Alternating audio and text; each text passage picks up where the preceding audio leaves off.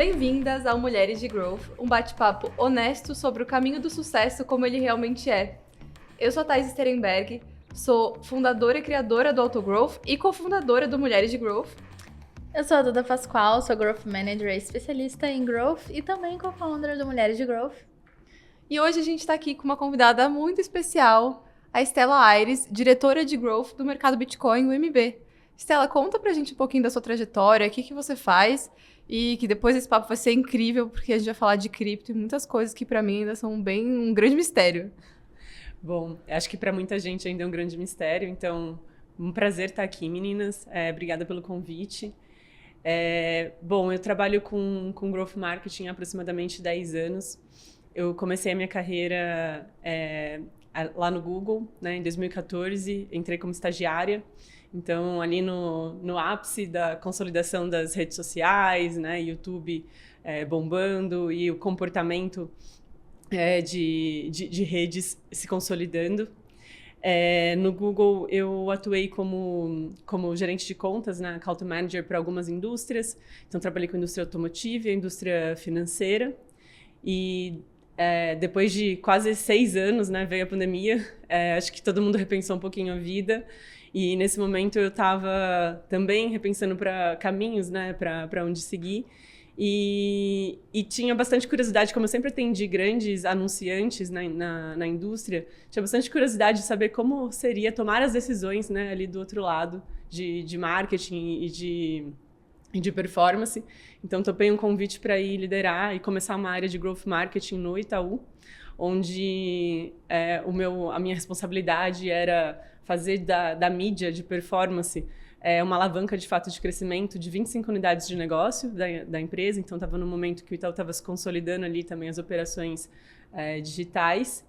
E depois de 2 anos, né, trabalhando bastante com finanças e entendendo como funciona de dentro, né, esse mercado com uma das maiores instituições, né, da América Latina, eu comecei a entender que eu queria fazer uma mudança para uma empresa um pouco menor, um pouco menos estruturada e ter novas responsabilidades, cross, né, a área de marketing e me aprofundar em cripto. Já investi em cripto desde 2018 e esse tema estava super latente ali em 2020, 2021. E aí foi quando eu tomei a decisão também de aceitar um convite e liderar a área de growth no mercado Bitcoin. Isso foi já em agosto de 2022, então faz 1 ano e meio mais ou menos que eu estou hoje nessa posição. Você escolheu especialmente o mercado de cripto? Se sim, por quê? Perfeito. Eu escolhi especialmente o mercado de cripto. E é bem interessante a gente falar um pouco sobre tomadas de decisão. Então, eu tinha consolidado, né, eu tinha alguns objetivos no meu desenvolvimento de carreira e para onde eu queria aplicar os meus conhecimentos, né, agregados ali e construídos ao longo do tempo. Eu vi no mercado cripto uma indústria em fase inicial e consolidação e com grande potencial de realmente mudar dinâmicas de comportamento econômico e social. E eu enxerguei algo muito parecido com o que eu comecei a trabalhar no Google lá atrás, que era como as empresas conseguem usar essas ferramentas e conseguem usar o digital para crescer, né, para prosperar. Então, eu escolhi, sim, o mercado cripto como sendo a intersecção entre uma empresa menor, né, uma startup, né, numa indústria ainda em consolidação, e com o desafio de atuar diretamente na formação de como esse mercado vai funcionar. Então, foi um desenho que eu fiz até com a ajuda de uma coach na época, que me ajudou a fazer uma matriz de decisão, assim. Então, por que eu deveria ficar ou continuar ou ir para uma determinada empresa? Na época, eu tinha uma outra opção, inclusive, também, de atuar de volta numa Big Tech, mas eu entendi que era o momento de construir, era um momento inicial e que hoje o que estamos construindo, né, em termos de regulação, de oportunidades, de onboarding de pessoas nessa nova economia, é o que vai também determinar os rumos dela nos próximos anos. Então, é um momento realmente único. E é legal você falar isso porque nessa mesma época lá, principalmente de 2019, assim, eu, inclusive, tinha uma consultoria e eu atendi alguns pequenos clientes e a gente estava fazendo recrutamento para uma vaga de um dos clientes. E uma pessoa que a gente adorou, assim, um candidato ótimo, ele vinha de, eu não lembro qual empresa, mas era de cripto. Ele falava, a minha grande frustração como profissional de marketing performance é que tem muita regulação, a gente não pode comunicar e tá cada vez mais rígida. E hoje a gente já tá vendo um mundo muito diferente quanto ao entendimento do que é o criptoativo, quanto até a publicidade do cripto. Eu vi esses dias um publi que vocês fizeram com a Nath Arcuri, falando sobre cripto, que a Nath Arcuri é a pessoa que fala de finanças que mais acessa o público brasileiro diverso, acho que tem, assim, mais que o Primo Rico, né? Eles estão meio pau a pau ali.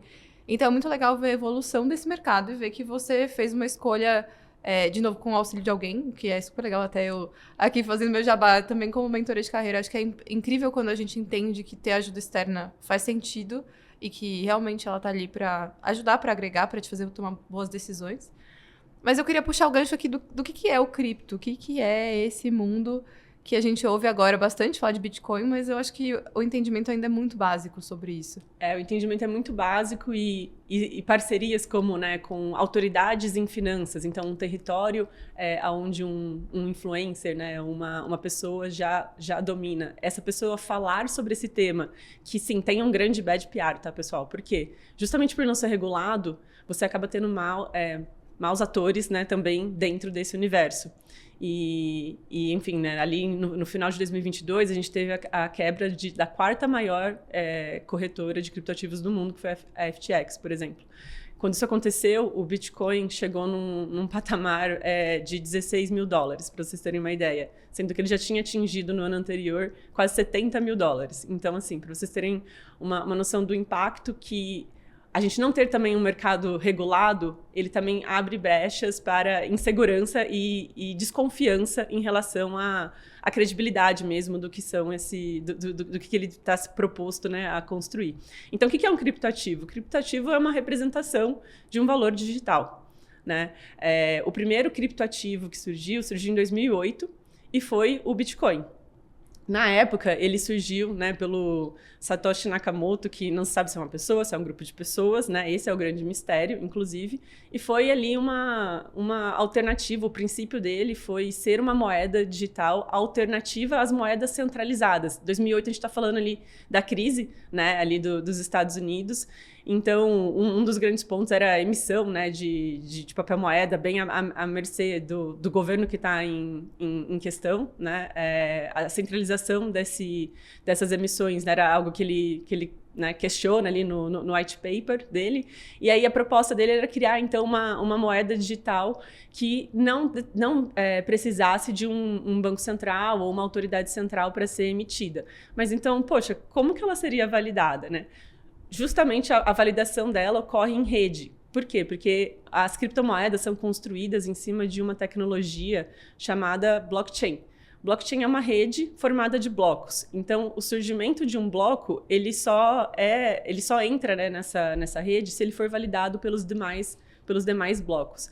E é essa característica da blockchain que torna esse tipo de moeda programável e confiável, porque somente se todos os demais validarem esse novo bloco, é que ele vai, de fato, compor e vai ser considerado, né, como, de fato, uma moeda ali verídica. Então, são os mecanismos de consenso como são conhecidos, né? Eles precisam ter ali determinadas características para que eles sejam validados e de fato, entrem em circulação. E aí, uma segunda característica dessa tecnologia é o peer-to-peer, as pessoas conseguirem fazer transações sem a necessidade de um intermediário.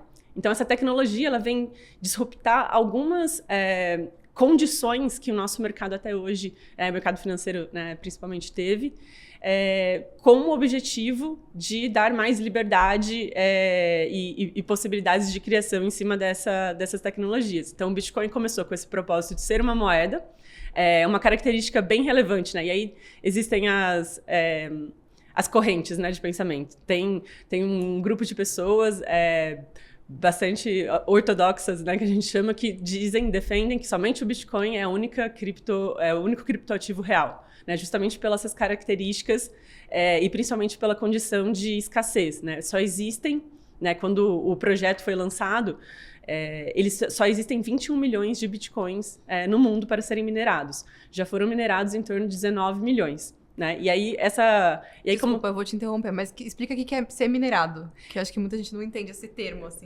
Boa. Ser minerado significa o surgimento de um novo bloco nessa rede. Então, são códigos, e aí esses códigos, né, eles são... Uma vez que você chega, né, cada bloco tem um código único. E é isso que garante essa imutabilidade e essa...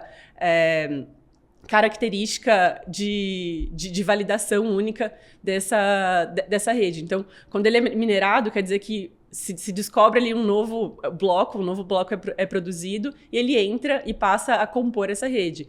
E aí, toda transação, esse bloco, todo o histórico dele vai ficar gravado para sempre nessa rede. A blockchain é como se ela fosse um livro razão, assim, uma rede de auditoria pública. Você consegue ver sua transação, todo mundo consegue ver as transações que acontecem nessa rede, né? E essa é uma das características também super importantes, porque é extremamente transparente, você consegue ver, né, o que uma wallet, né, ou uma carteira fez de transação para outra, claro, preservando a identidade, né, das pessoas. Você sabe que houve uma movimentação, mas você não sabe as informações pessoais, né, da pessoa. Então, uma vez que os blocos, eles são minerados em torno de 210 mil blocos a cada 4 anos. Então, a cada 4 anos, a rede do Bitcoin ela foi programada para diminuir a recompensa dos blocos.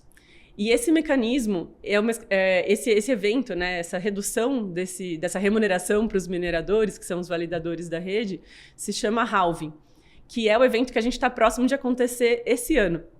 Agora, em abril, mais ou menos, esse evento acontece a cada 4 anos, então aconteceu em 2012, 2016, 2020 e está para acontecer agora em 2024 de novo, né? Então, a cada 4 anos tem uma redução da recompensa, né? Quando você minera um bloco, você é recompensado por moedas dessa rede, né? Então, no caso, bitcoins, né? Por você ter descoberto e agregado mais um bloco. Uma pausa nesse episódio para te apresentar quem apoia o Mulheres de Growth. E eu posso te falar com propriedade que liderar um time não é fácil, e erros estratégicos em marketing e growth podem custar muito caro.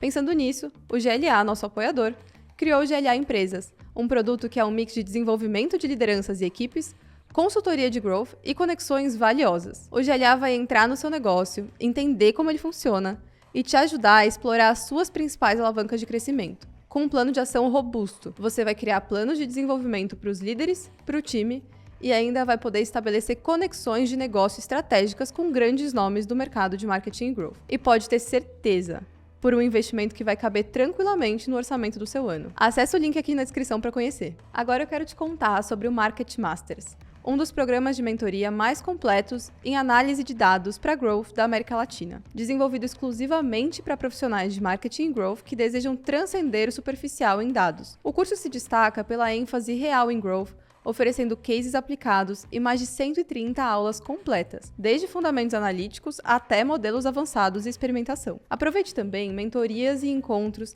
plantão de dúvidas, aulas especiais com renomados profissionais da área, tanto no Brasil quanto no exterior. E como bônus especial, as mulheres de Growth têm um desconto exclusivo de 10%. É só escanear o QR Code aqui na tela ou clicar no link da descrição e prepare-se para elevar suas habilidades analíticas. O que é exatamente essa recompensa? Porque agora, tipo assim, minha cabeça Plum. deu Boa. A recompensa é a própria moeda, né, do Bitcoin. Então, por exemplo, hoje, para um bloco minerado, a recompensa gira em torno de 6,2 Bitcoins. Então, vamos lá. Um Bitcoin hoje está valendo 60 mil dólares. Exato. E a partir, né, então se multiplica, né? A partir do halving, essa recompensa é reduzida. E esse evento, ele acontece propositalmente porque justamente pela limitação de unidades, né, de blocos disponíveis a serem minerados. Esses 21 milhões garantem a condição de escassez dessa moeda. E é por isso, né, que pelo mecanismo de oferta e demanda, que a tendência dela é se valorizar, né, até... Não tem um teto, na verdade, mas é que ela continue se valorizando, e é por isso que a defesa, né, a narrativa, ela é de investimento de longo prazo, né? Então, agora o halving ele vai acontecer. Sempre que o halving acontece, são os momentos onde a gente tem uma movimentação do mercado, né? Principalmente desde do último halving, muito maior. Então, a gente estava discutindo aqui um pouquinho antes, né? Só esse mês de fevereiro, o Bitcoin valorizou 30%, né? Qual ativo valoriza 30%? Em 2023, valorizou mais de 100%. Então, assim, muito pela expectativa da chegada do halving, mas esse ano a gente tem alguns fatores que são relevantes de dizer, assim, que passam a influenciar a dinâmica desse mercado, né? Então, a pergunta inicial era, o que são criptoativos, como isso funciona? Então, criptoativos, valores digitais que estão em uma rede, né, chamada blockchain. Existem outras blockchains, tá? Ethereum, Solana, aí a gente começa a falar de outras redes, ou seja, outros criptoativos. Outras moedas, criptos. exato. Com outras características, tá? O Bitcoin foi o primeiro. Mas o Bitcoin é a maior, né, é o maior criptoativo do mundo. Foi o primeiro e continua sendo o maior. Então, tudo que acontece com o Bitcoin acaba influenciando as demais moedas. Então, por isso que esse evento, né, se o mercado de cripto não tem nenhuma previsibilidade, é super volátil, a única certeza, né, assim, que a gente tem é que o evento do halving vai acontecer. Então, por isso que era um momento aguardado. E aí, o que entra, que mudou, né, esse ano em relação aos anos anteriores? A gente tem, ao longo dos anos, uma aproximação entre os mercados tradicional e cripto. Então, os próprios governos, né, se esforçando para formularem os seus marcos regulatórios, né, para conseguir garantir mais segurança, né, para essa indústria. A gente teve no começo do ano um movimento bem importante, um marco bem importante, que foi a aprovação dos ETFs, que são os fundos, né, de Bitcoin nos Estados Unidos. Então, no Brasil, a gente já podia fazer, já existiam, né, fundos de Bitcoin. São uma opção para pessoas que querem ter exposição ao ativo, mas não querem comprar, né? E abre uma possibilidade de investimento institucional. Então, empresas também podendo agora investir em Bitcoin através desses fundos. Ah, mas não parece grande coisa. É a maior economia do mundo. Então, realmente foi muito poderoso isso que aconteceu no começo do ano. Não surtiu um efeito assim de valorização imediato, como, né, a gente até fala que estava bem precificado já, né, a expectativa de subida do Bitcoin. Mas o que aconteceu recente foi a expectativa é que depois da aprovação do ETF a gente tivesse um inflow, né, um fluxo de investimento de em torno de 5 bilhões de dólares, né, de compras de Bitcoin em 3 meses. Só que isso aconteceu em 1 mês. E aí foi isso que aconteceu essa semana, né? Então, assim, alguns atores, né, relevantes do mercado passaram a fazer compras maiores, e aí, como a blockchain é transparente, você consegue ver os movimentos, né, de compra. Tem carteiras, né, que são as baleias, né, que a gente chama, comprando. A gente vê esse dinheiro institucional entrando, então, através dessas grandes gestoras globais. E aí a gente vê uma corrida, uma aceleração aqui de preço, né? Muito pela expectativa, então, agora, né, do halving, mas já a valor, né, demanda e oferta, né? Tem muita gente comprando, aí claro, tem especulação. Então, estava conversando com vocês antes, né? Mas será que cai? Eu perdi o meu timing. É um mercado que ele amanhã pode sim, né, ter uma correção, mas o que a gente vê de tendência, né, uma correção, não sei de quanto, 5%, 10%, pode ser que seja, né? Aumentou 30% em 1 mês. Não tem como prever, mas o que a gente, né, enxerga é a tendência de subida, né? Então, o ponto, acho que principal para ficar é um investimento de alto risco, é muito volátil. E quando a gente vai pensar em começar nesse mercado, é muito importante que a gente faça alguma pesquisa antes, principalmente aonde a gente vai optar por comprar, né? Porque isso é bem determinante para a segurança dos seus ativos, que no fim é o seu investimento. Eu vou fazer o papel mais da conservadora aqui, tá, gente? Pode ir. O que acontece? A gente está tendo vários grandes investimentos, várias novas tecnologias, algumas coisas sobem, outras coisas descem, obviamente. E tem muita coisa que foram grandes promessas e floparam. NFT, metaverso, até o Clubhouse, né? Teve um go-to-market muito foda, viralizou, foi lá em cima e tal, e logo em seguida caiu. E eu me lembro muito das NFTs quando começou a, entre aspas, popularizar, enfim, muita gente investindo nisso, empresas comprando espaços no metaverso, enfim. Quando eu olho assim, por que você acredita que o Bitcoin é uma aposta mais promissora do que essas outras que não se provaram? Ou pelo menos não se provaram ainda?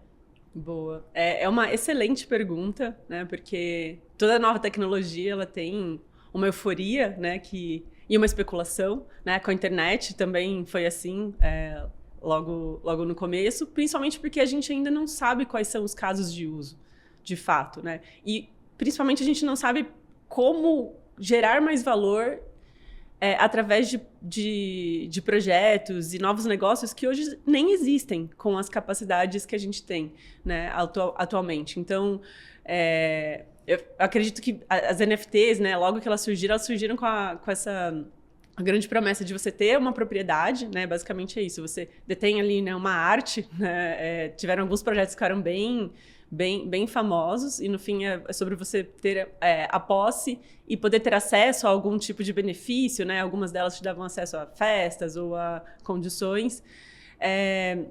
Acho que flopou, assim, bastante, muito por causa da queda mesmo de valor disso, né? Então, por exemplo, a gente não conseguiu evoluir tanto em casos de uso e acabou passando, assim como foi passando, sei lá, dentro dos ciclos assim, de valorização das moedas, acabou passando, né? O metaverso também, a verdade é que é como se fosse o início, né, da internet, assim, os primeiros jogos, né? Eles eram toscos, né? Não sei se vocês chegaram a entrar em algum metaverso, mas foi uma experiência para mim super frustrante, na verdade, porque era tipo os memes, né? A promessa, né? Aquele navio, né, transatlântico, e aí, tipo, a experiência era um bote a remo.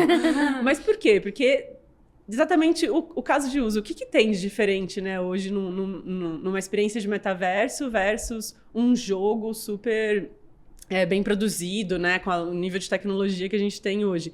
A verdade é que não tinha, né, a gente não conseguiu ainda chegar nesse nível de ter, assim, um ganho, de fato, um caso de uso que faça, né, esse shift de adoção ou facilite, né, a entrada das pessoas nesse tipo de nova proposta, novo caso de uso. E acho que essa é uma fronteira bem importante de cripto, né, do mercado cripto, que é a barreira de acesso mesmo, né? Então, é muito recente, porque eu falando agora, parece, nossa, é super óbvio, desde 2019, era super 2017, 2018, era super fácil investir. E a verdade é que existiam, assim, o mercado Bitcoin já existia, mas era ainda pouco disseminado, né? Para você conseguir, por exemplo, jogar assim no metaverso ou ter uma experiência cripto, você tinha que fazer muitos passos que eram nada user-friendly. E a gente se acostumou, né, com a Web 2, aqui, com as plataformas, com os aplicativos, a você dar 2 cliques e você conseguir acessar o que você quer. Então, tem uma questão de experiência, interface mesmo, que é uma grande barreira ainda. A minha experiência nesse jogo, assim, nesse metaverso que eu experimentei, nossa, eram umas 30 pessoas, assim, até todo mundo conseguir logar com a sua carteira digital, foi, assim, uns 25 minutos, sabe? Eu também flertei com o NFT, e, assim, até eu conseguir entender o que era a carteira, o que era Tem duas coisas ali, um monte de código, eu falei, muito difícil. E por isso que eu acho que é até legal entender, minha interpretação de tudo que você falou você é uma pessoa que gosta muito de risco, mas que você calcula muito bem os riscos que você vai tomar. E quando você escolhe, né, sair do Itaú, que é um banco mega instituído, né, com uma credibilidade gigantesca, com N anos de experiência, de trajetória, enfim. E aí você vai pro MB, eu queria muito entender, assim, o que você viu no MB que te fez confiar que aquele era um risco que valia a pena tomar, e o que o MB faz, assim, até de diferente. Eu lembro que lá, acho que em 2019 para 20, clonaram meu cartão de crédito, tipo, meu cartão normal. E quando eu fui ver o que tinham comprado Bitcoin na Binance. Eu falei, gente, estão clonando meu cartão pra comprar Bitcoin na Binance. Eu nem sabia direito o que era isso. Eu falei, que mundo é esse, né? Eu me assustei. O que está acontecendo? O que está acontecendo? Então, assim, eu queria muito entender o que você viu de diferente, o que a MB faz, que ajuda até pessoas, né, enfim, mais leigas a entrar nesse mundo. Boa, legal. São, assim, dentro dessa pergunta tem várias tomadas de decisão, né? Então, sair de uma instituição de 100 anos de credibilidade, né? Vim para uma empresa que fez 10 anos no ano passado. Eu principalmente vejo nesse movimento, o movimento que eu falei inicialmente, né? De construção de uma nova indústria com regras, com novas regras que permitem aqui as pessoas se beneficiarem, né? De uma maneira, acho não, né? Com certeza que mais isonômica. Então, o que eu quero dizer? Hoje, né, o nosso sistema, ou principalmente a internet, né, como ela é hoje, a gente tem muita perda de eficiência porque a gente tem os intermediários, né? Seja os juros de um banco, seja a audiência de uma plataforma de social que você monta e você não pode transferir para outra plataforma, porque a audiência, no fim, não é sua, é da plataforma que você criou sua audiência. Então, quando eu comecei a ver esses conceitos, como eles poderiam ser revisitados e transformados em novos modelos de negócio, onde todos os agentes envolvidos pudessem ser melhor remunerados, né? Porque quando a gente vai pensar hoje as Big Tech, e eu sou super fã do que as Big Tech construíram, né? Sou super fã de todas as plataformas do Google, mas quando a gente pensa como que se escala, né, um negócio desse, e você vê que tem uma boa parte que fica com os acionistas, uma boa parte que fica com a plataforma, uma parte muito pequena com os criadores, né, e os usuários, nada, assim, são remunerados. Quando a gente pensa no modelo que essa tecnologia da blockchain ele pode servir, né, para a construção de novos negócios, onde todo mundo tem o mesmo nível de importância na construção desse projeto, porque todo mundo tem um token, todo mundo quer que esse token valorize, porque ele valorizando, todo mundo vai se beneficiar. Então, quanto mais segura a rede do Bitcoin, se eu tenho Bitcoin, mais valorizado ele vai ficar, porque mais pessoas vão entrar. Quanto mais segura ela for e mais funcionalidades, enfim, credibilidade ela tiver, todo mundo vai ganhar, inclusive eu que também comprei. Então, quando eu olho o que eu enxerguei nessa indústria, foi essa questão de poder ajudar diretamente a construir isso. Mas aí o ponto por qual empresa? Né? Então, assim, existem, né, várias empresas cripto nos últimos, principalmente 3 anos, assim, proliferou bastante aqui no Brasil. O que eu enxerguei no MB foi a postura do MB de construir isso junto com os órgãos reguladores. Por quê? Porque quando a gente tem... assim, inicialmente, quando eu comecei a estudar cripto, eu achava que essas coisas eram opostas, tá? Regulação e cripto. Justamente pela maneira como o Bitcoin foi criado, né? De não ser centralizado. Mas começando a estudar mais e ver os maus atores, né? Então, infelizmente, né? Os casos de pirâmide, de golpe, como aconteceu no seu caso, né? No MB, a gente tem um processo muito rígido de know your customer. Então, dificilmente na verdade, é praticamente impossível, né? Você conseguir fazer, não, impossível, né? Nunca diga nunca, mas assim, é um nível realmente de rigidez na hora de validação ali das credenciais dos clientes, né? Para evitar fraudes ou comportamentos suspeitos que geram segurança para os demais participantes dessa comunidade, né? Dessa empresa. Então, quando eu entendi, né, qual era o caminho que o MB estava tomando desde a sua fundação, muito consistente na ética em criar esse ecossistema cripto no Brasil, jogando junto com os órgãos reguladores, principalmente para que seja um ambiente seguro, para as pessoas conseguirem ir investir e não caírem num golpe, né, de pirâmide ou qualquer outra falcatrua possível, foi onde eu entendi e vi que estava alinhado com o que eu acredito, né, também de acesso, né? Acho que a gente só se esquivar de uma regulação ao invés de ajudar a construí-la lá na frente, sofrer com isso, né? Ao invés de a gente usar a nossa expertise e ajudar o regulador, né? E a gente tem hoje o órgão regulador atualmente de cripto aqui no Brasil é o Banco Central. A gente tem um Banco Central super evoluído, né? A gente tem projetos que são destaque globais, né? Como o projeto do Pix. O Banco Central está desenvolvendo o Drex, que também é o real digital. Então, é super motivador, porque a gente está, de fato, construindo as regras do jogo, né? Que é exatamente onde eu queria estar. Legal. Você teve a oportunidade de ter uma vida, entre aspas, muito estável e opta por risco o tempo inteiro. O que te faz brilhar os olhos no risco e o que você acha que você tem e que, infelizmente, a maior parte das mulheres não tem, porque, infelizmente, a maior parte das mulheres tendem a correr menos riscos, né? Como é que você enxerga isso? Vamos lá. Eu não acho que eu corro assim, mais riscos. Eu sempre faço uma análise... Tudo bem, né?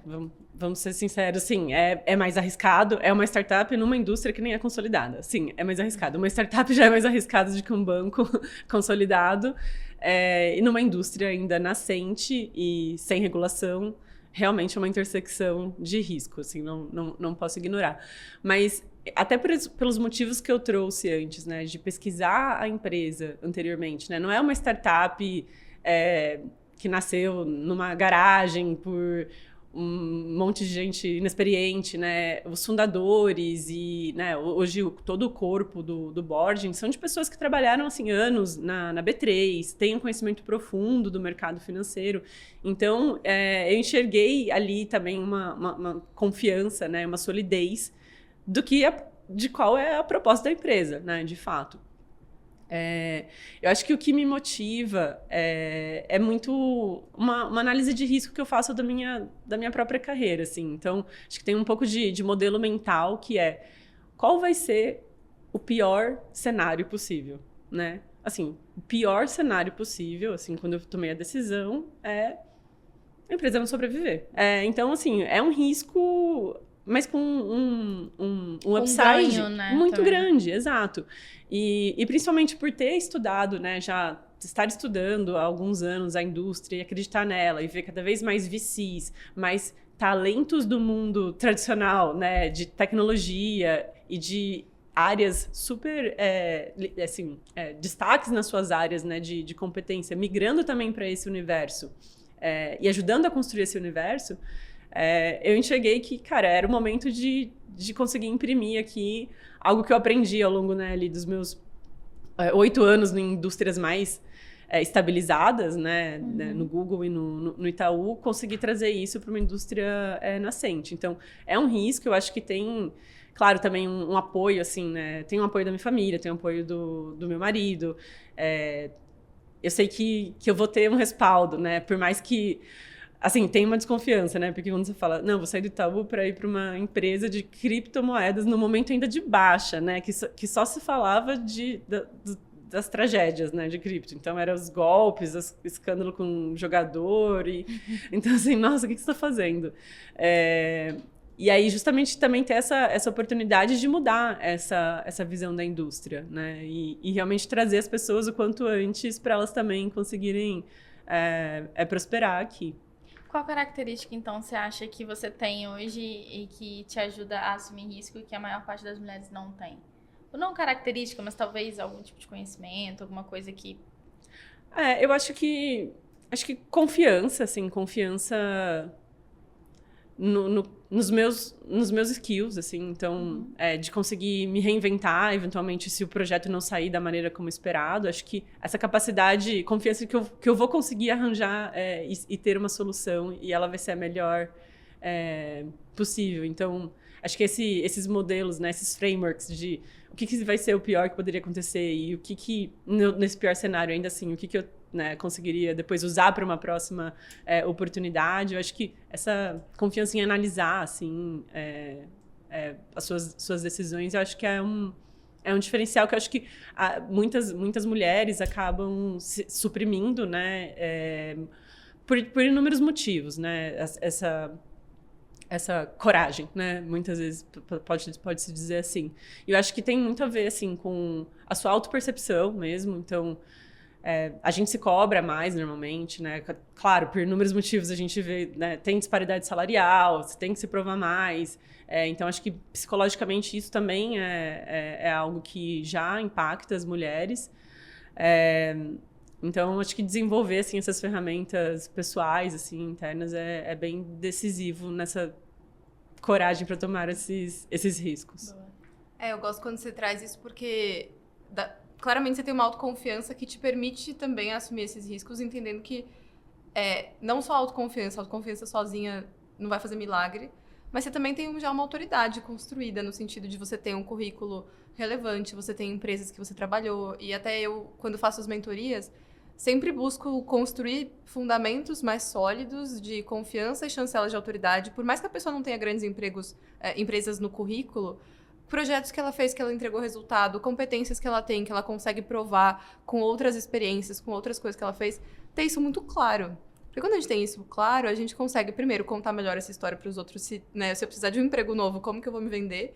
E segundo, a gente consegue honrar mais quem a gente é e como a gente vai querer, enfim, navegar o mercado. Então, acho que isso é super legal. E eu lembro, aí, né, puxando para um outro assunto, eu lembro quando a gente se conheceu no evento, você falou que você trabalhava com cripto, a primeira coisa que eu perguntei, eu falei, nossa, você investe muito em cripto? Porque eu fico olhando assim, eu até, tipo, dedico tempo para tentar fazer bons investimentos e ter uma carteira diversificada. Já estudei finanças ali, investimentos básicos, para eu não ser uma completa leiga, não é que eu boto tudo na poupança.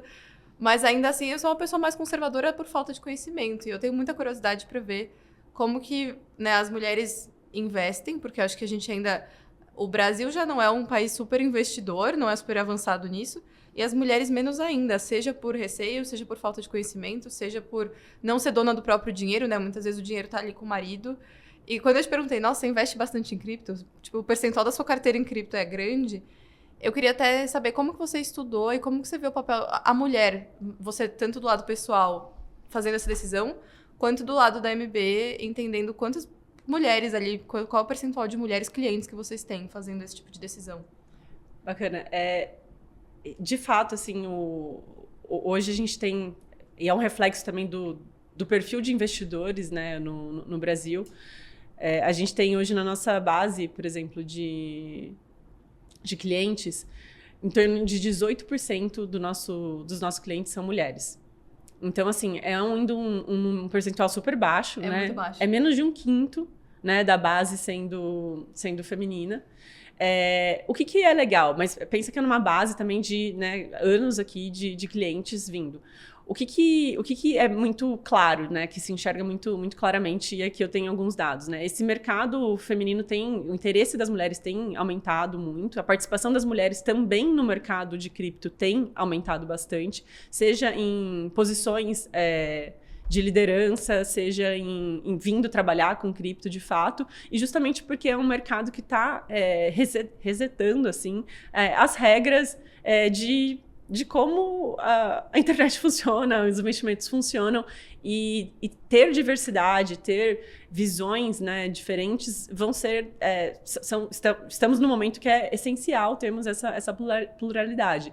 Então, para você ter uma ideia, eu tenho essa base, né, então 1/5 aqui dos meus clientes são mulheres, mas nos meus 2 últimos anos, o meu número de novos clientes mulheres, ele é em torno de 25% a 30%.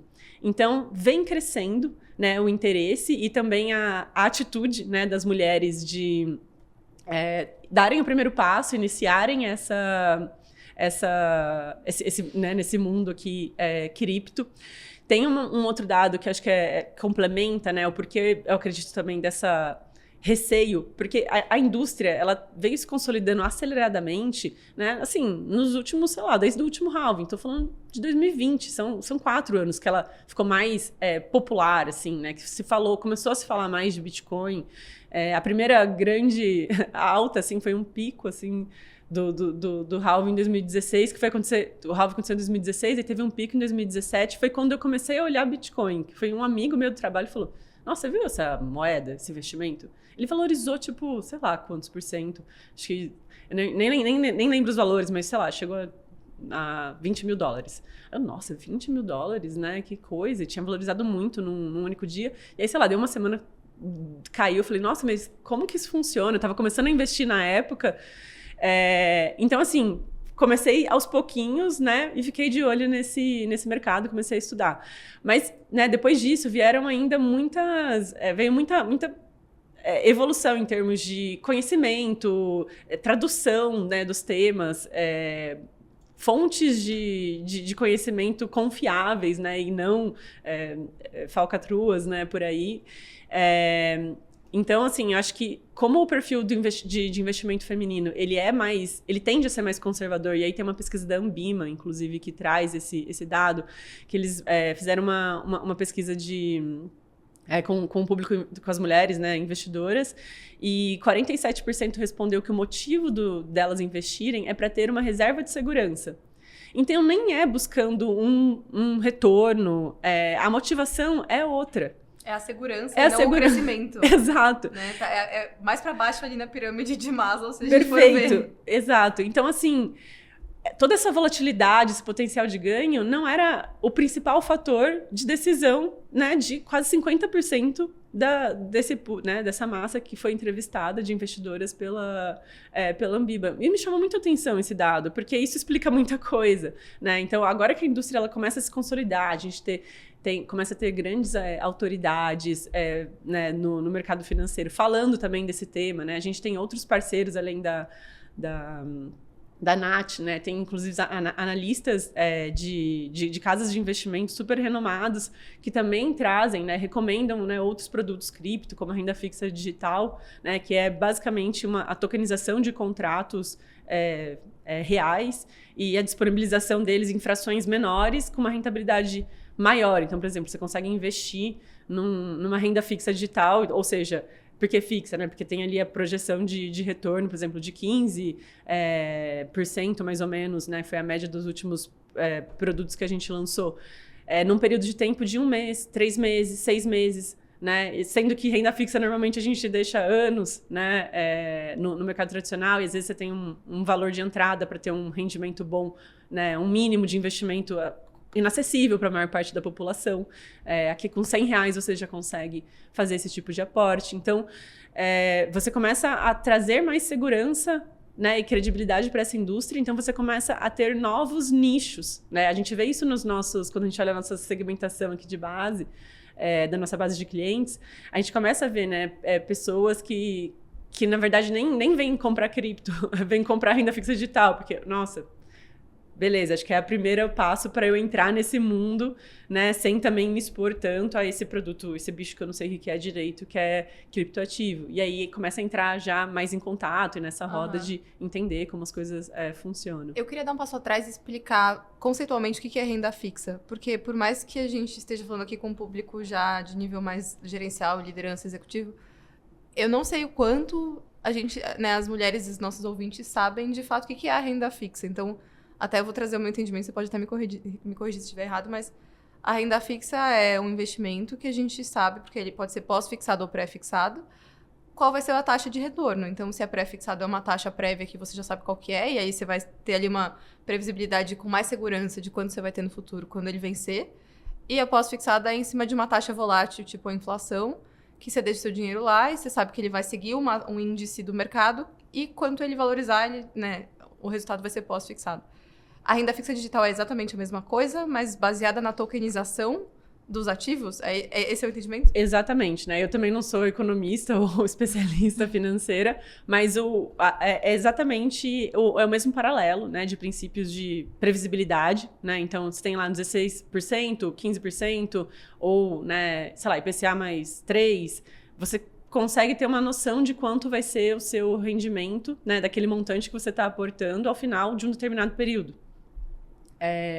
A grande diferença é que como é via tokenização, de novo, a blockchain aqui sendo utilizada para a gente disponibilizar esse ativo né, na rede, fragmentar ele em pedaços menores e torná-lo acessível aqui para o público sem tantos intermediários. E é por isso que o rendimento ele consegue ser melhor com um tempo menor. Ou um tempo aqui determinado com o originador, né, que é com quem a gente também pega e monta os contratos, os produtos. Mas então, qual que é o principal risco da renda fixa digital? Então, porque a gente sabe que na renda fixa tradicional a gente tem ali esqueci o nome, mas é um fundo garantidor. O fundo garantidor de crédito que se tudo der errado, pelo menos você tem algum nível de garantia ali de receber o dinheiro de volta. Né? Se o banco falir ou se o emitidor daquele papel, daquele ativo, enfim, morrer, a gente tem alguma garantia. Qual que é o risco da renda fixa digital? O risco da renda fixa digital ele não tem, né, esse fundo garantidor. E ele é o mesmo risco da renda fixa digital, assim. A renda fixa, né, tem uma analista super, super renomada, a Marília, que ela é especialista em renda fixa, e ela fala que a renda fixa não é fixa, né, que ela pode variar. Então, assim, é uma previsibilidade, né, maior que a gente tem, mas os riscos, eles são os mesmos, com a diferença que a gente não tem o fundo garantidor, mas, por outro lado, a gente tem um critério, aí entra a empresa, né, entra aqui, né, o papel dos experts no MB de fazer uma seleção criteriosa, né, de score desses projetos que estão sendo, né, desses contratos que estão sendo aqui tokenizados, que vão garantir o pagamento, né, desses ativos. Então, até tem benefícios, porque você tem isenção de imposto de renda, até investimentos, né, quando você tem até 35 mil de lucro. Então, coisa que você não tem, né, nas outras classes de investimento. E a lógica ela é realmente a mesma. E aqui você acaba tendo acesso, você consegue diversificar um pouco mais o seu portfólio. Então, aqui a ideia, né, não é uma recomendação de investimento, só estou trazendo que é mais uma alternativa para você diversificar, por exemplo. Eu quero ter, sei lá, eu tenho um valor aqui, principalmente para quem está investindo em cripto, né? Vou dar um exemplo meu mesmo. Então, a gente ficou com o mercado super lateralizado. O que eu quero dizer com isso? Por um bom tempo no ano passado. O que quer dizer? O preço das moedas nem subia nem descia, ficou ali. E aí não tinha muita expectativa de subida, mas eu sempre fui aportando, mas também queria, né, testar outras maneiras de rentabilizar minha carteira mês a mês. Então, fazia aportes um pouco maiores em renda fixa, olhava alguns ativos que, por exemplo, iam vencer em 3 meses. Porque eu sabia que em 3 meses eu ia ter esse valor de volta, eu conseguiria já reinvestir e aplicar em um outro projeto. Alguns investimentos um pouco mais longos, né? 2 anos, né? Que tinha uma rentabilidade muito acima do que a gente vê assim, no mercado tradicional. Então, assim, fui compondo aqui junto com os meus investimentos tradicionais para chegar num equilíbrio de risco que, para mim, é satisfatório, né? Que ele já é um pouquinho acima da maioria das pessoas. Mas é uma maneira, assim, de você conseguir, né?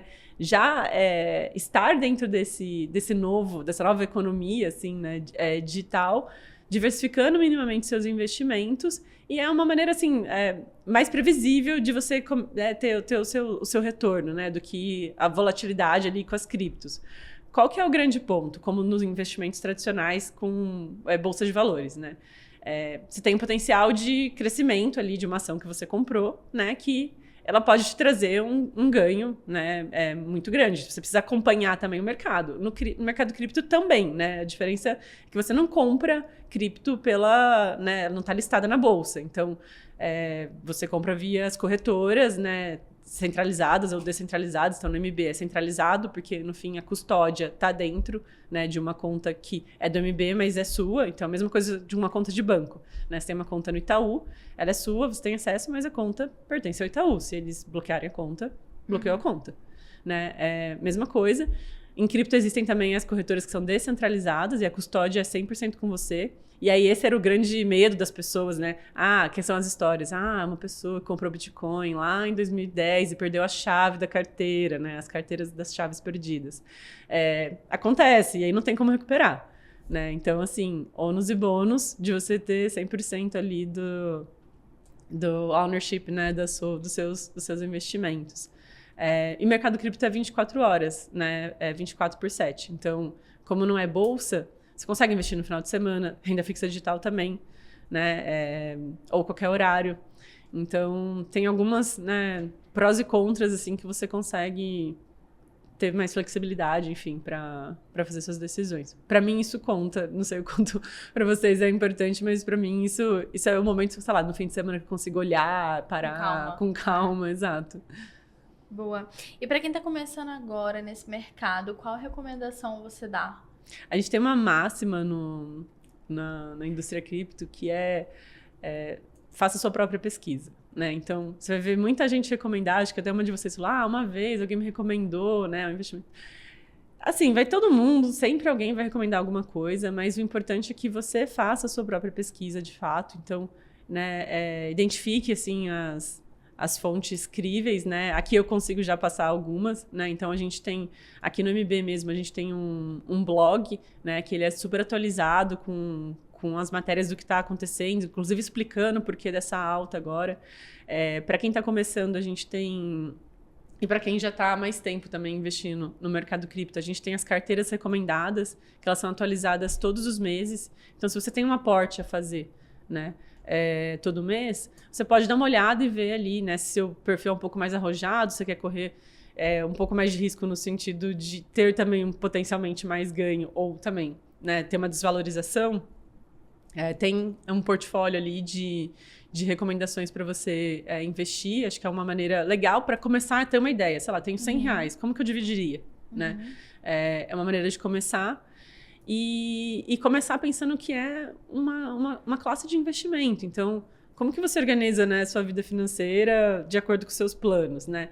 O que você está disposto a ter uma oscilação muito grande agora? Porque a gente estava discutindo até um pouquinho antes aqui do nosso papo. Se desvaloriza, não significa que você perdeu, né? Você só vai realizar o prejuízo se você vender, né? Então, se você comprou a 100, tá valendo 20 e você vende, aí você perdeu 80. Vai ficar só com os 20. Mas se caiu para 20, você deixou lá. E aí agora, né, tá em um momento de halving, voltou a subir tudo. Bom, se você vender agora, você pode, né, ter recuperado ou ter agora um lucro. Então, acho que fazer uma pesquisa é importante, identificar aqui os players, né, assim, os agentes que são sérios, né, estão falando desses temas de maneira séria e comprometida, assim, com o crescimento da indústria. A gente tem um podcast que é bem legal, que chama Crypto Talks, e tem as sessões que são o primeiro bloco, que são 5 minutos, do André Franco, que é o nosso Head de Research, falando do que está acontecendo no mercado. 5 minutos você já consegue ter uma ideia do que está acontecendo, subiu, desceu as principais moedas e que movimentos dos agentes relevantes do mercado podem influenciar, ele já dá uma ideia de tendência. Acho que são maneiras legais, assim, de começar. E uma estratégia, acho que para começar, para não... é difícil prever o pico ou o vale, né? Isso em todo investimento é difícil prever. Então, estratégias como DCA, né, que é o Dollar Cost Average. Então, você aportando todo mês, né, um pouquinho, por exemplo, no Bitcoin, você garante, se você estivesse aportando todo mês há 1 ano, né, você ia ter pego desde lá do preço de baixo, e agora você também ia continuar investindo, mas como sabe que a tendência é de alta, seu patrimônio, né, no longo prazo aqui ia continuar aumentando, né, independente se cai ou sobe nesse meio tempo. Boa. Eu gosto muito de trazer todo esse papo aqui, porque eu acho que quando a gente fala de alavancar a carreira de uma mulher, isso entra muito em educação. E até você pensando em growth no MB, entendo que a principal estratégia de vocês é a educação, porque você pode fazer a melhor campanha de growth possível se você não ensinar o que é cripto, como investe, como abre conta, e depois como vende, como ganha dinheiro com isso, né? O dinheiro que eu vou comprar alguma coisa no mercado. Tipo, você não vai conseguir acessar um grande público. Então, acho muito legal até a estratégia de vocês de realmente chamar pessoas, influenciadores, diversificar as pessoas que falam sobre isso, porque é muito fácil a gente ver vários homens, infoprodutores, muitos influenciadores homens falando de cripto e falando várias opiniões, aquelas monte de, desculpa o termo, mas cagação de regra, e que é muito difícil a gente assumir, a gente entender. Então, primeiro de tudo, eu queria dizer que eu tô muito feliz que você é mulher e você tá aqui com a gente falando sobre isso. Acho que isso é incrível. Eu queria entrar no último capítulo do episódio, antes da gente fechar, que é saber um pouco da sua carreira, assim, principalmente os desafios que você foi encontrando e o que você achou que você acertou para passar por grandes empresas, né? Principalmente Google e Itaú, que eu acho que são empresas dos sonhos de muitas pessoas que nos ouvem. Quantas mulheres que eu já atendi que falavam, nossa, eu queria muito trabalhar no Itaú. Até eu já ouvi mais gente querendo trabalhar no Itaú do que no Google, mas o Google acho que é sonho, né, para todo mundo, assim.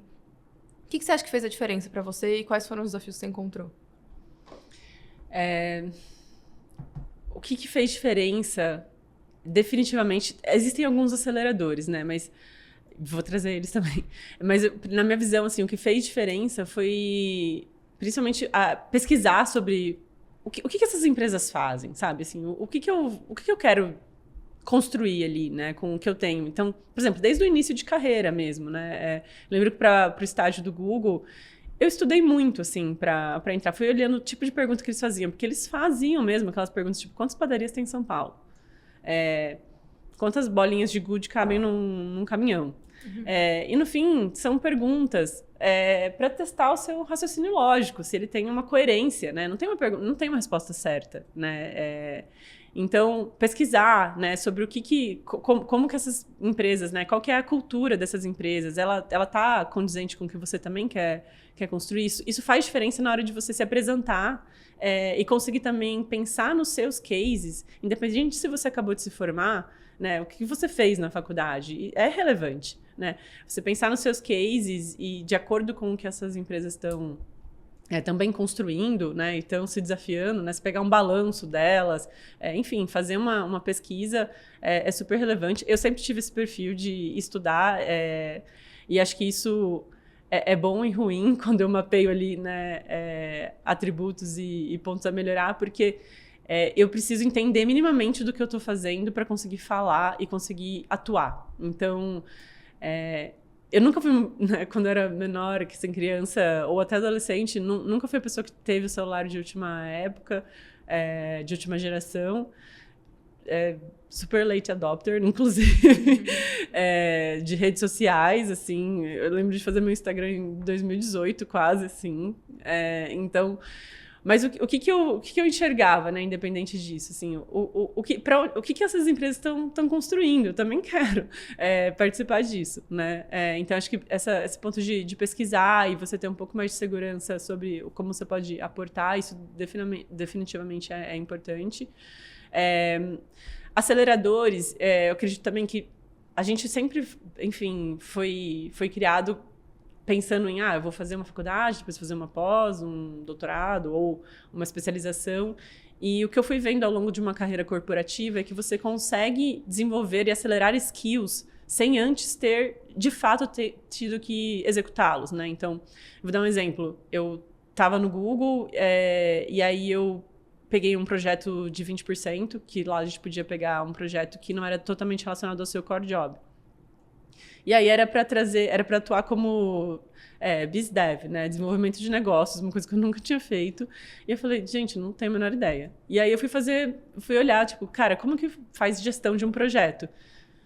Peguei um curso executivo, Summer School, né? No INSPER, por exemplo, isso faz anos, assim. Me ajudou a ter bases ali para eu conseguir aplicar no meu projeto.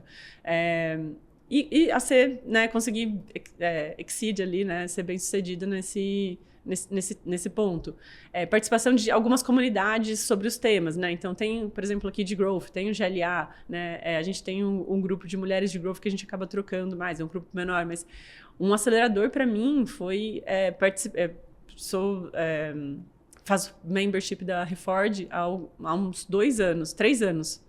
Foi um acelerador para mim de trocar com a comunidade, inclusive agora nessa transição para o mundo cripto, que eu consegui me conectar com heads de growth de outros países e que foi super relevante, assim, até para entender, cara, eu tô indo por esse caminho, você já passou? Nossa, eu passo pela mesma coisa, né?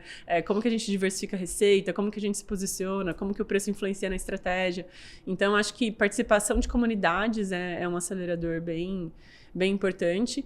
E assim, principalmente, na minha visão, é você, desde o início, pensar o que as pessoas com quem você vai trabalhar, elas podem também te acrescentar. Então, eu tenho a sorte de ter tido líderes muito humanos, assim, referências de mulheres também, líderes, né, desde o início da minha carreira, muito muito presentes e assim, muito inspiradoras, com quem eu posso contar e com quem eu conto até hoje.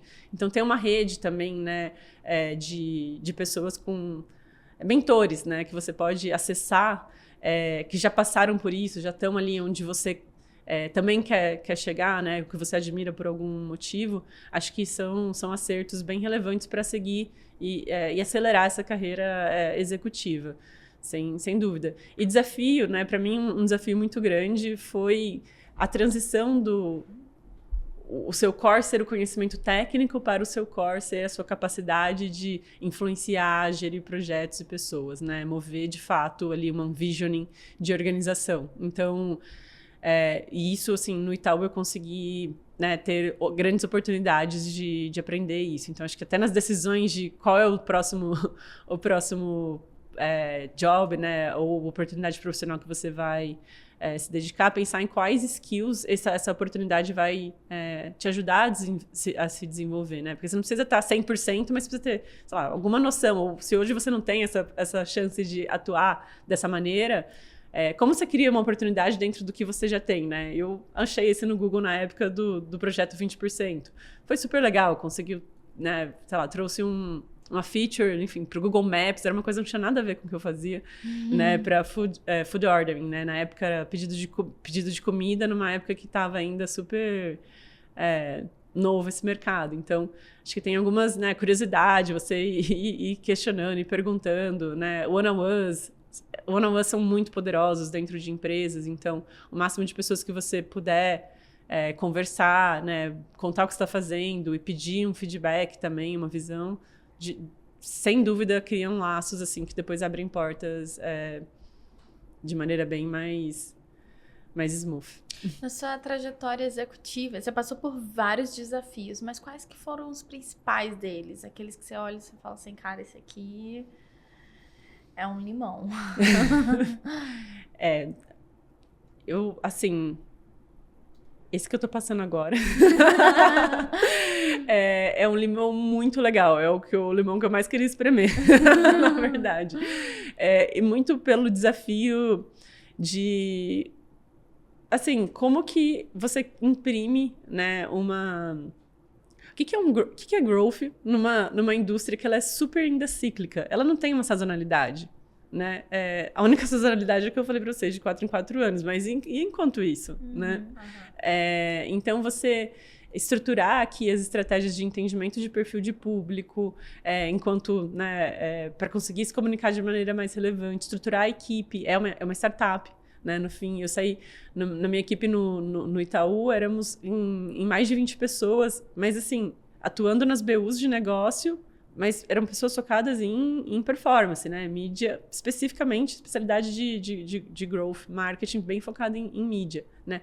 Aqui, como que a gente monta esse quebra-cabeça junto com as demais áreas, né? De produtos, de novos negócios que estão surgindo, da onde está vindo, né, a receita, quem o ICP, né, nesse caso, é quem entrou por renda fixa, quem entrou por cripto, ou nem tem nada a ver, na verdade, esse nem é o grande gatilho, está tudo sendo construído, de fato.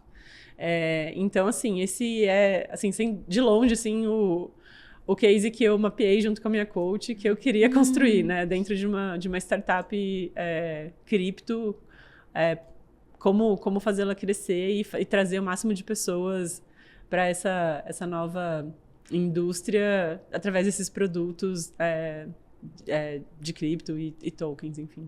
Boa. Tem uma palavra que não surgiu até agora nos episódios e que eu acho que talvez esse aqui seja o que mais se relaciona com ela, que é a ambição, que vem muito da questão do tabu com o dinheiro e com o investimento focado na segurança e não no crescimento. E você falou outra coisa que também eu achei muito legal, que são os aceleradores. E você ter clareza de quais eles são faz com que você seja muito mais intencional a usá-los em cada uma das experiências profissionais que você vai tendo. Mas eu queria te perguntar se a sua ambição você considera ela um acelerador na sua carreira. Com certeza. Com certeza. E, assim, tanto uma ambição pessoal de conseguir deixar um legado de algo que eu acredito, né? No sentido, olha só, quantas pessoas passaram a conseguir investir, ter uma renda, né, uma oportunidade que elas nem teriam, né, nem sonhavam, porque a gente conseguiu fazer conseguiu capturar esse interesse dela aqui e ela enxergar, né, confiar aqui na empresa e vir investir com a gente, por exemplo. A ambição, com certeza, ela é relevante e eu acho que é algo que é podado, né? Muitas vezes, principalmente para mulheres, é até visto como de maneira negativa, assim, nossa, ela é muito ambiciosa. Que bom. Exato. Sabe o que eu acho que é legal também? Quando a gente fala de ambição, geralmente a gente fala de ambição ligada a ganhar dinheiro, né? Tem um conceito que o Naval Ravikant fala que tem uma diferença muito grande entre o que é riqueza e o que é dinheiro, né? Dinheiro é literalmente a moeda. A riqueza é algo que você entrega para a sociedade, é uma coisa que você muda não só a sua vida, mas muda a vida de outras pessoas, né? Tem uma frase que ele fala que ele preferiria muito mais ser um pobre hoje em dia do que ser um rico na Idade Média, porque já foram produzidas muitas riquezas. E quando você fala sobre a sua ambição, você não tá falando, pelo menos aqui eu vendo, não tá sendo uma ambição do tipo, eu vou acumular dinheiro, dinheiro é a consequência, mas você tá focando em impacto, gerar riqueza, e aí sim trazer dinheiro pro seu bolso, né? Eu tô pensando em ambição nesse sentido mesmo. Até porque ganhar dinheiro, eu poderia ter ganho dinheiro em outros lugares menos instáveis. Mas o meu ponto é onde eu estou colocando a minha energia, né? 8 a 10 horas por dia, né? Que é o trabalho. E eu acho que tem um ponto que é o que me dá a autoconfiança, é o que me deixa confortável com a minha ambição, que é você entender um pouco mais sobre modelos mentais, que é a maneira como você enxerga o mundo, né? Eu gosto muito do Naval, inclusive acho que ele foi um grande acelerador para mim. Em 2017, ele principalmente eu escutava assim muito os podcasts dele com os ensinamentos, né, ali, até do livro, né, que ele tem. E para mim é fantástico essa mentalidade de eu poderia vir em várias vidas diferentes, Exato. porque eu já tenho as minhas ferramentas, né? Eu saberia prosperar novamente. Não estou falando que sou eu. Talvez a sua autoconfiança venha daí, né? Porque se você, entre aspas, perde tudo, você sabe reconstruir tudo. Então, Você sabe, você assume mais riscos. E você, a cada mudança, por exemplo, né? É claro, é muito diferente eu estar hoje nesta posição, né, numa empresa, numa startup, cripto, com as ferramentas e conhecimento que eu tenho, do que quando eu comecei. Eu tive bases de cultura data-driven e de ferramental de gestão e operações no Itaú, assim, empresas muito consolidadas que hoje eu consigo trazer e construir aqui. Né, que são aceleradores da gente conseguir ter um resultado, né? E o timing é algo que eu tenho aprendido, é o que eu mais tenho aprendido com a startup e nesse mundo cripto, né? Porque hoje o Bitcoin valorizou 10%. Amanhã é hoje que eu preciso aproveitar o bull positivo, né? Para acelerar aqui algumas tomadas de decisão, né? Ajudar os meus clientes também a fazerem os investimentos de acordo com os perfis deles, né? Então eu vejo, assim, entender como outras pessoas já pensaram, né, diferentes temas, né? Tem um podcast que eu gosto muito, que é do Shane Parrish, não sei se vocês já ouviram falar dele, se chama The Knowledge Project.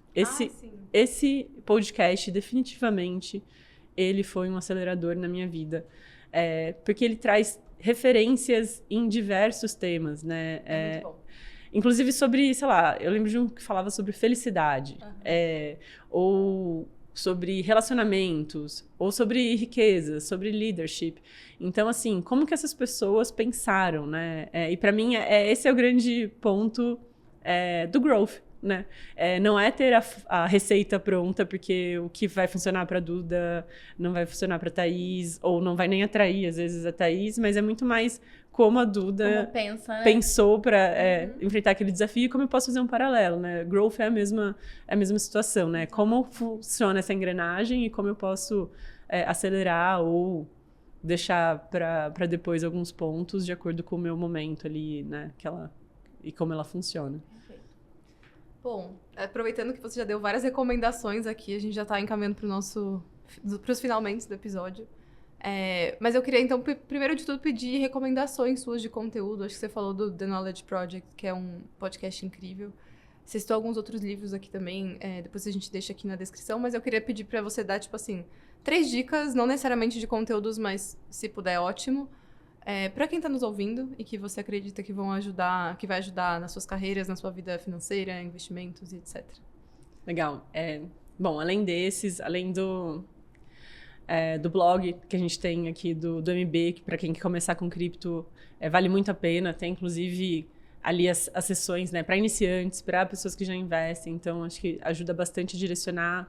Temos vídeos de conceitos também no nosso canal do YouTube. Conceitos, né, sobre cripto, como as coisas funcionam, ou o que acho que ajudam a começar. Mas quando eu penso em conteúdos, o que eu leio, né, de onde eu me alimento? Tem uma newsletter muito legal que chama Milk Road. Eles falam essencialmente sobre cripto e é aquele formato 5 minutos de você descobrir algo do que está acontecendo. Eles usam memes, eles fazem paralelos, é bem legal, é uma maneira descontraída de você entender o que está rolando de cripto. Às vezes é até um pouquinho mais profundo, mas você vai pegando ali tração. Eu sou muito fã de todos os conteúdos da A16Z, que é uma das maiores venture capitals do mundo, e eles têm um podcast que se chama Web3 with A16Z, algo assim. E eles têm conteúdos bem aprofundados, mas com muitos paralelos, assim, inclusive com marketing, de como essa nova economia, essa nova tecnologia, né, via cripto, via blockchain, estão aqui formatando o mundo e possibilidades. Esse é um podcast bem legal. E um livro que eu estou lendo, que eu recomendo muito para todo mundo que trabalha, inclusive com marketing, é do Chris Dixon, que é um dos fundadores da A16Z. É um livro que ele acabou de lançar esse ano, se chama Read, Write, Own, né? Então, ler, escrever e possuir. E ele, assim, é um manual, assim, ele basicamente conta para onde a internet está indo, né? Que é a Web3, que a gente chama, baseada nessa nova tecnologia da posse, né, que é garantida via a blockchain, né? O grande ponto, né, como ele traz, a blockchain é uma network que muda o jogo de como as demais networks foram criadas. Então, falando bastante sobre a Web 2, né, e as redes corporativas que foram criadas, então as redes sociais, né, que hoje, né, influenciam o comportamento da sociedade inteira, os negócios, né, as limitações também dos negócios. E ele passa também pela Web 1, né, que foi lá o começo, né, quando surgiram na década de 90 os protocolos, né, ali e-mail, bem no princípio. É uma aula, assim, sobre... Para quem trabalha, né, com isso, é uma aula assim, pela perspectiva de negócio, de como essas tecnologias foram evoluindo e elas foram influenciando também a criação de novos negócios e o mundo como ele é hoje. Aí tem agora eu estou na parte, né, que é a do futuro, que eu ainda não cheguei, mas eu recomendo bastante. E acho que é um paralelo, só que eu já vi de um report da A16Z que é bem legal falar para quem está com FOMO, né? Perdi o timing. Eles fazem um paralelo de que a maturidade da indústria cripto atualmente, ela é análoga à internet em 1996. Nossa. Então, assim, a gente está muito no começo. Tá? Então, acho que essa é uma reflexão super legal, porque o que era a internet em 1996, né? Você não escrevia, você não tinha rede social, você não tinha aplicativo, né? Nem tinha celular, né, com internet. Então, assim... É muito... Eu acho que dá uma perspectiva de o quanto ainda a gente está inicial nessa nova fase aqui da humanidade. Que demais. Eu amei as recomendações. Eu também. Né? Mega profundo até. Acho que é um lance que dá até uma certa ansiedade, mas se a gente conseguir ser otimista e ver com bons olhos, só tem a agregar. A evolução só tem a agregar pra gente. Exato. Stella, foi um mega prazer ter você aqui. A gente amou te receber. Eu vou aproveitar e te pedir para você contar para o público como as pessoas te encontram nas redes sociais, o que elas podem fazer por você, como elas podem ser úteis para você. Legal. Podem me encontrar no LinkedIn, Stella Aires. Acho que é a rede que eu mais uso, na verdade, para me comunicar com o mercado, assim, em geral. Eu não faço o dever de casa muito bem, eu não posto com frequência, mas as pessoas se conectando a mim, tenho mais chances, né, de conseguir também entender como funciona esse mercado cripto, tenho me disciplinado aqui a compartilhar um pouco mais esse conhecimento. E é isso, podem me escrever, vou ficar muito feliz de tirar dúvidas também, ou não, quero trocar uma ideia. Eu também estou aprendendo. Né? A única verdade que existe é que não existe expert nesse setor, porque todo mundo ele está sendo construído agora. Então, ficaria super feliz em me conectar. Bom demais.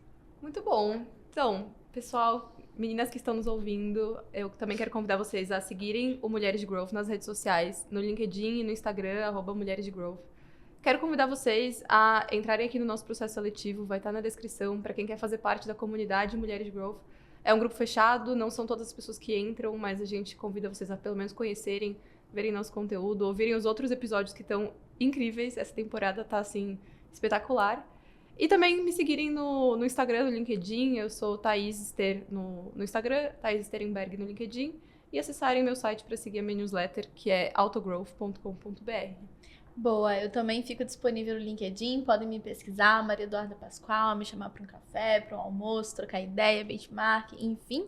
Podem me seguir no Instagram também, só que o meu Instagram eu não sou profissional não, gente, só fico postando coisas de viagem e umas ideias por aí. É ótimo. É isso aí, Estela, muito obrigada. Obrigada por estar aqui conosco e obrigada pela audiência.